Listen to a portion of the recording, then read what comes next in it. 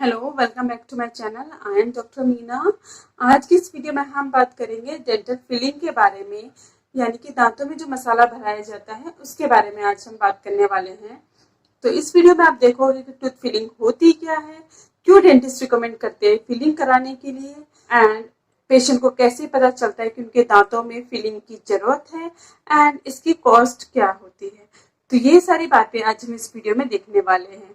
So let's start the video. सबसे पहले देखें कि टूथ फिलिंग होता क्या है।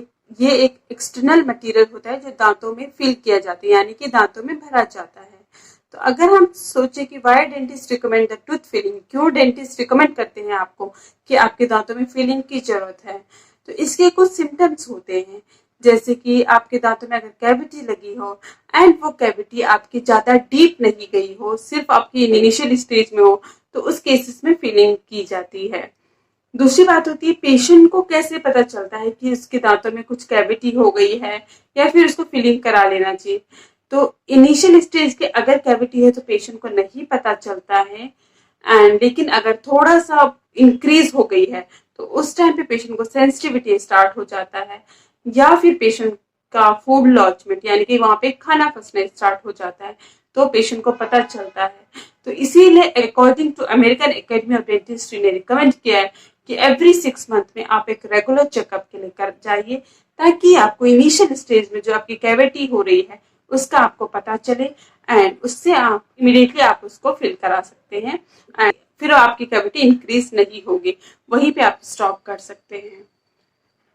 पेशेंट के जो सिम्टम्स होते हैं सेंसिटिविटी एंड फूड लॉन्चमेंट, ये अगर पेशेंट को ऐसे सिम्टम्स है तो दैट मीन्स उस दांत में फिलिंग की जरूरत है। लेकिन अगर पेशेंट को पेन स्टार्ट हो गया तो वहां पे फिलिंग नहीं की जा सकती। अब हम बात करते हैं कि इसका प्रोसीजर क्या होता है।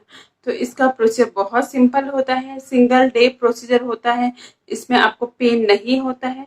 हाँ, समटाइम्स पेशेंट में फील सेंसिटिविटी आपको ड्यूरिंग द प्रोसीजर लग सकता है, लेकिन उसके अलावा इसमें कोई ऐसा आपको डिस्कम्फर्ट नहीं होता है।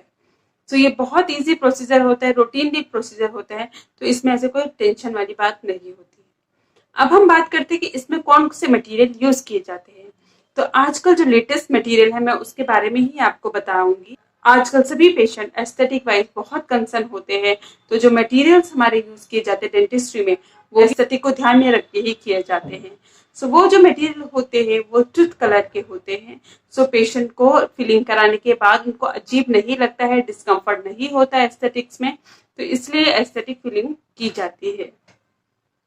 तो बेसिकली दो मटेरियल्स हमारे जो होते हैं कॉमनली यूज होते हैं, one is glass anomer cement, another one is a composite. तो ग्लास एनोमर सीमेंट को हम GIC भी बोलते हैं, एंड इस सीमेंट में इसमें पाउडर होता है, लिक्विड होता है। इन पाउडर लिक्विड को मिक्स करके फिलिंग मटेरियल बनाया जाता है एंड इसको दांत में फिल किया जाता है।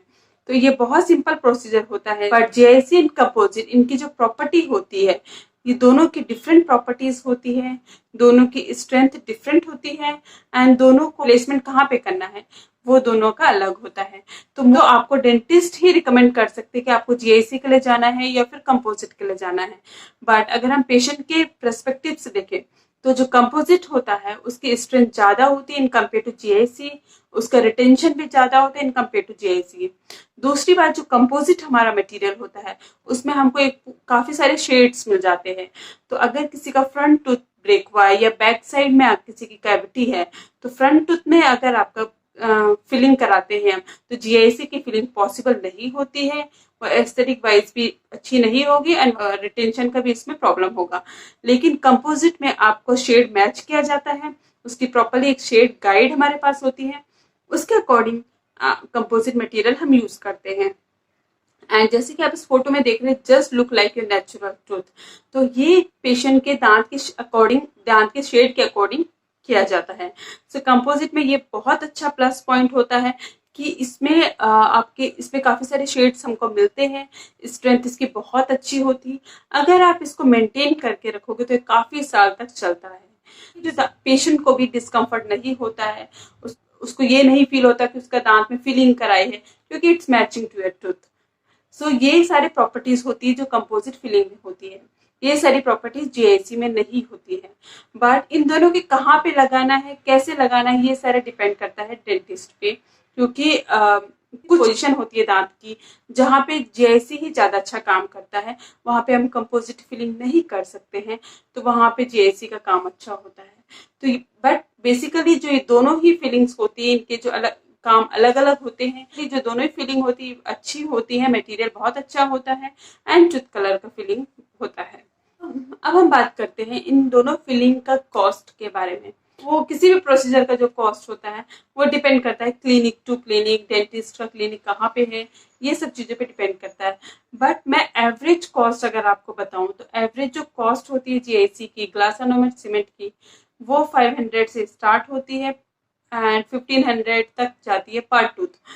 एंड वही कंपोजिट की फिलिंग की जो हम बात करेंगे 700 से स्टार्ट होती है एंड ये जा सकती है 2000 तक, 2500 तक जा सकती है पर टूथ। तो ये डिपेंड करता है clinic to clinic and clinic की लोकेशन पे। सो आई होप कि ये वीडियो आपके लिए यूजफुल रही होगी and if you still have any problem you can write in the comment section and if you like my video don't forget to share and subscribe the video. Thank you so much for watching my video.